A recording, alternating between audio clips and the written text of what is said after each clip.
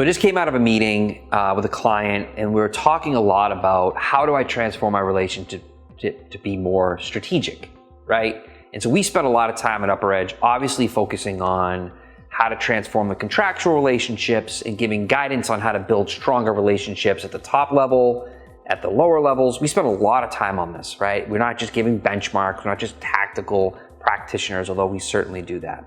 And so in this particular instance, they were coming to us as part of the discussion, and we were having some back and forth around ideas, right? So we were listening to the client, they were giving us a lay of the land, they were talking about all the different relationships that they have with current vendors and how they wished that this particular vendor that we were dealing with could be more like these other vendors.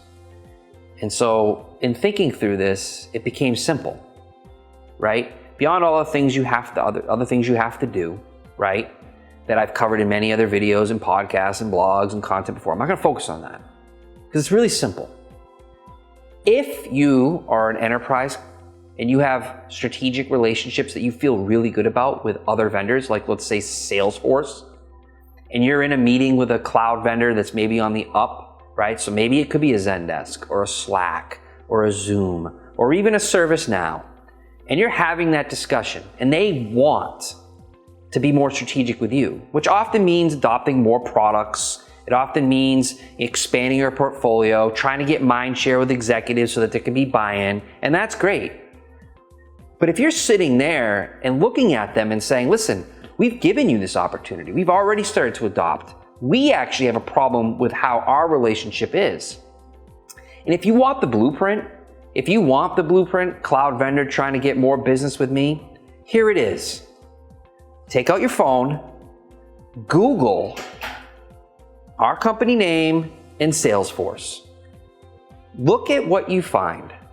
You see our head of a particular business unit doing a video on their website.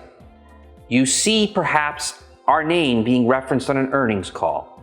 Maybe you'll see that we actually have people that go to Dreamforce and get on stage and share the success stories on stage as part of an open environment. In other words, you're gonna very quickly find what you could be.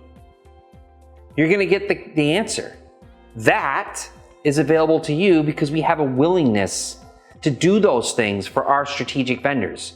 And so, if you want to be that, and maybe you've already done your research, maybe you've already looked into this, maybe you want to be that, but I wanna remind you right now, as we sit here, you want that, and we make that available.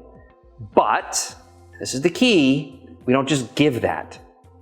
And then you go into what it's gonna take to get there, right? That could be many different things. If you're in a contractual discussion or renewals coming up, certainly you wanna talk about your pricing, you wanna talk about flexibility improvements or long-term protections, or maybe you don't feel like you're getting the right resources to really get your organization to utilize and adopt their products. So you talk about that. In other words, you go down the things, you have them prepared that it's going to take for cloud vendor, ServiceNow, Zendesk, Slack, whoever it may be. You're gonna give them the picture, the North Star, the vision of what's available for them, right? But then you're gonna follow up very quickly with what's gonna take. And then ultimately, here's the thing. It's like anything else in life. You told them what it will take. In other words, the ball is put in their court, right? So now it's up to them. It's up to them. But you made it very clear. You showed them. You didn't talk about it. You didn't pontificate. You didn't make up this idea that, hey, maybe we'll do a reference call or maybe we'll do this. No, you showed them. You showed them the willingness that you have with vendors that are truly strategic. And then you followed up with what you need from them. And then ultimately, and if cloud vendors you're listening, it really is then up to you. And if you're so focused on getting more revenue and cramming a product and thinking tactically, or we can't do that type of protection, or we're not able to give you another 5% on the discounting because that's gonna hurt our number in the short term. If you wanna keep thinking that way, then don't expect your transactional tactical approaches to lead to the strategic relationship. How could you? Now, too often you still do. We work with many enterprises. We work on many types of deals. We obviously focus on the big vendors, Salesforce, Microsoft, SAP, Oracle, go down the list.